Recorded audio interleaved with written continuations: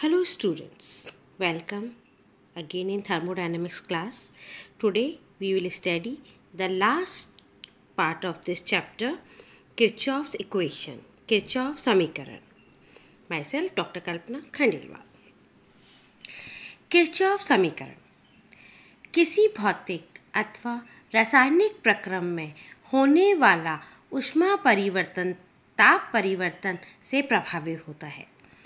ताप के साथ अभिक्रिया ऊष्मा के परिवर्तन की व्याख्या करने के लिए किरचॉफ ने एक समीकरण सुझाया जिसे हम किरचॉफ समीकरण कहते हैं या कहा जाता है.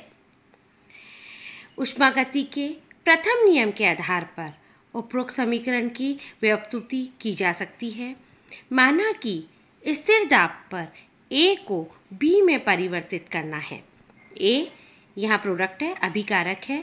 टेम्परेचर T1 पे B में कन्वर्ट हुआ उत्पाद या प्रोडक्ट बना T2. Temperature is T2.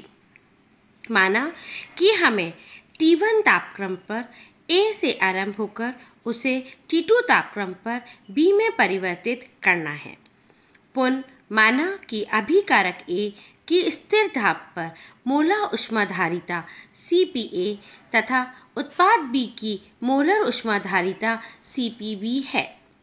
यह प्रक्रम निम्नलिखित दो प्रकार से कराया जा सकता है. प्रथम विधि, माना कि A B में परिवर्तित T1 पर कराया जाता है. इस प्रक्रम में ताप T1 पर अवशोषित ऊष्मा अभिकारकों तथा उत्पादों की संपूर्ण ऊष्मा के अंतर के बराबर होगा. अर्थात अवशोषित ऊष्मा HB enthalpy of product minus enthalpy of reactant is equals to del H1. अब उत्पाद B का तापमान T1 से T2 तक बढ़ाया जाता है. माना कि T2 minus T1 is equals to del T तापमान बढ़ाया गया. इस तापमान वृद्धि से दी गई ऊष्मा डेल TP CB के बराबर होगी. अतः प्रथम विधि से संपूर्ण प्रक्रम में ऊष्मा परिवर्तन निम्न होगा. ऊष्मा परिवर्तन बराबर होगा enthalpy of first that is reactant plus del T heat capacity of B. Second विधि या द्वितीय विधि, इस विधि से पहले अभिकारक A का तापमान T1 से बढ़ाकर T2 कर दिया जाता है, जिसके लिए डेल T CPA के बराबर ऊष्मा की आवश्यकता होगी, मतलब हीट कैपेसिटी ऑफ A. परिवर्तन A to B को अब T2 तापमान पर होने दिया जाता है, जिससे संपूर्ण ऊर्जा में परिवर्तन del HB minus HA del H2 होता है. अर्थात डेल H2 ऊष्मा का अवशोषण होता है. इस प्रकार द्वितीय विधि से संपूर्ण प्रक्रम में ऊष्मा परिवर्तन निम्न होगा. ऊष्मा परिवर्तन del H2 is plus del T heat capacity of A.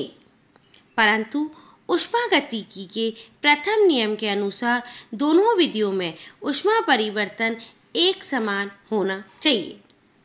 अतः इक्वेशन नंबर 2 देखो और इक्वेशन नंबर 3 देखो. मतलब हमने इक्वेशन नंबर 2 को प्रोडक्ट यूज़ करके किया था, इक्वेशन 3 को रिएक्टेंट. हम दोनों को इक्वल करेंगे तो हमारी इक्वेशन हो जाएगी del H1 plus del T heat capacity of B is equals to del H2 plus del T into heat capacity of A. हम इसको रीअरेंज कर देते हैं. Del H2 minus del H1 divided by del T is equals to heat capacity of B minus heat capacity of A, और that is equals to del CP. यह हमने चित्र से समझाया है आपको. दो पदों में द्वारा ताप T1 पर अभिक्रम A तथा ताप T2 पर उत्पाद B में परिवर्तन. जहाँ यहाँ देखो A T2 से T2 में कन्वर्ट हो रहा है और वहाँ T1 से T2 में B में कन्वर्ट हो रहा है T1 पे. जहाँ डेल Cp स्थिर दाब पर उत्पादों एवं अभिकर्मों की ऊष्माधारिता का अंतर है, समीकरण 4 को किरचॉफ समीकरण कहते हैं। यदि अभिक्रिया स्थिर आयतन पर होती है तो डेल यू, मतलब स्थिर आयतन पर होती है तो हम डेल ई या डेल यू यूज़ करते हैं, हम एनर्जी टर्म यूज़ करते हैं एंथैल्पी की बजाय। Del U2 minus del U1 upon divided by del T is equals to del CV। यहाँ डेल CV स्थिर आयतन पर उत्पादों एवं अभिकर्मों की ऊष्माधारिताओं का अंतर है। Kirchhoff equation. The heat of reaction changes with change in temperature of a gas due to variation in its specific heat. The equation representing the variation of heat change of reaction with temperature is known as Kirchhoff equation. At constant volume, the heat of reaction del E is given by the relation del E is equals to E2 minus E1, where E2 is internal energy of product and E1 is internal energy of reactant. Differentiating the equation with respect to temperature, keeping volume constant, we get this equation.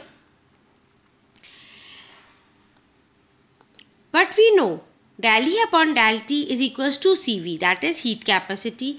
Hence, we can replace the value of del E upon del T by CV.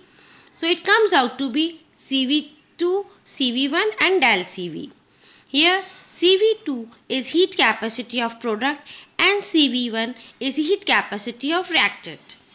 On integrating the above equation between the limits T1 and T2 and keeping in view that when temperature is T1, heat of reaction is del E1, and when temperature is T2, heat of reaction is del E2.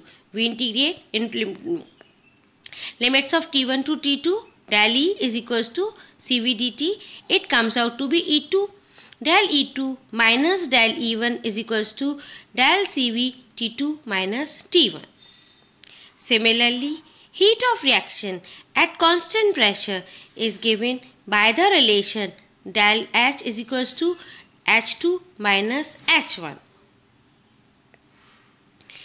Del H is H2 minus H1, where H2 is H1 are heat capacities or enthalpy of product and reactant respectively. Differentiating the equation with respect to temperature at constant pressure. In the same way, differentiate this del H with del T, we will get del H2 divided by del Tp minus del H2 del Tp. We can replace this del H upon del T by Cp, that is the heat capacity at constant pressure. We will get Cp2 minus C1 is equals to del Cp. Here Cp2 and C1 are the heat capacities of product and reactant respectively, or del H is equals to del Cp dt.